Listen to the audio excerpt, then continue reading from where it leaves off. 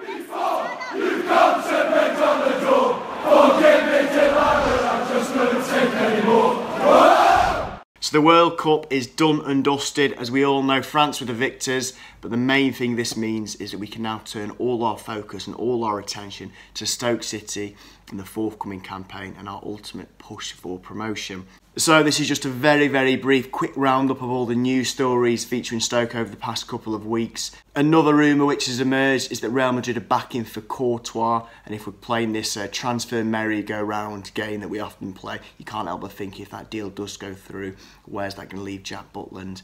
And naturally, putting two and two together, you can't help but think that Chelsea could have a little look to see if he's available. And let's face it, he probably would be if they made an inquiry for his services.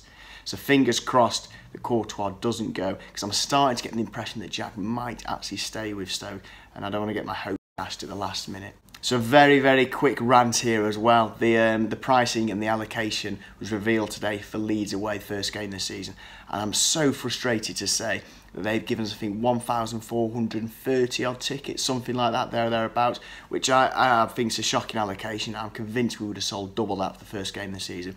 And the icing on this annoyance cake is that they're charging £39. You get relegated from the Prem and you think what should be a little bit of solace is that tickets should be cheaper, but they're not. For some bizarre reason, there's no £30 cap in the Football League, and despite the fact we're watching a poorer quality of football, we're paying more often, which is absolutely absurd. And I actually tweeted, I rarely tweet, but I actually tweeted, in what industry would you pay more for less quality? And it seems that English football is the example of paying more for less. Absolutely bizarre. £39 for an allocation of just over 1,400. I don't know what Leeds are playing at, but I get the impression we're going to see this quite frequently as the season drags on. I believe that Sheff Wednesday also are going to charge us 39 plus for an away ticket, which is so frustrating. And the club has also landed in Germany for a mini pre-season tour. We're playing 3 games, I believe, whilst we're there.